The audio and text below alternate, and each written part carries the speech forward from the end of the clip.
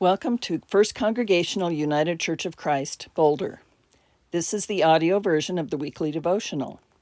We hope you will tune in every week to listen to the latest offering written by a member of our congregation.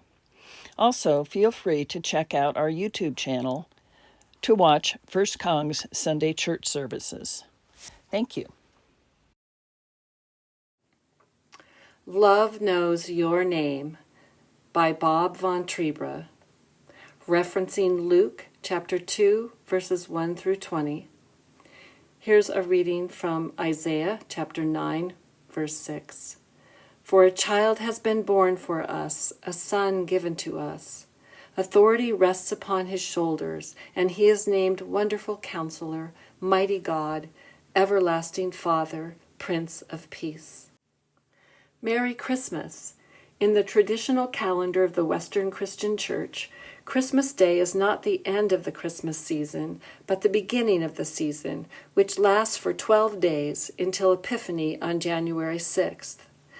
During the seasons of Advent and Christmas, those writing these weekly devotionals have been asked to reflect on the themes of a devotional by a sanctified art that is being offered to the congregation. There's a link to this resource on our church website. The theme for Christmas Eve and the first week of the Christmas season is Love Knows Your Name. What is your name?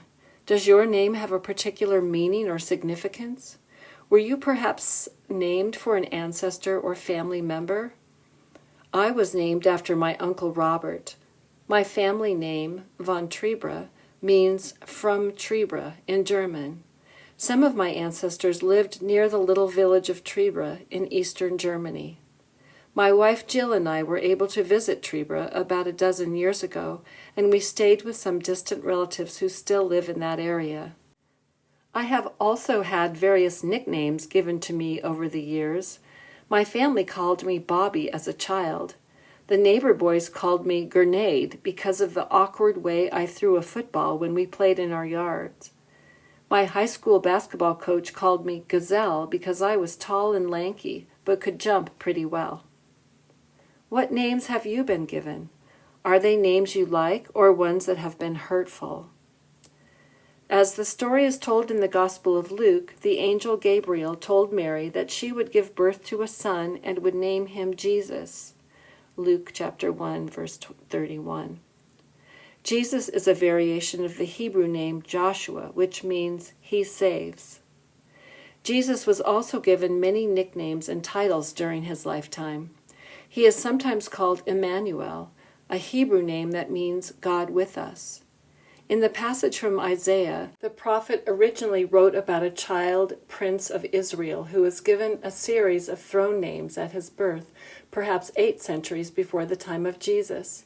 Names that early Christians believed were appropriate for Jesus as well: Wonderful Counselor, Mighty God, Everlasting Father, Prince of Peace. I have always admired people who can learn and remember names the first time they meet someone. That has not been a gift of mine. I have to make an effort to remember names. It takes time for me. Since I have joined and rejoined First Congregational Church, I am still working to learn the names of many church members. But there is no better way to let someone know you care about them than to know their name, and when you really get to know someone, maybe even their nickname.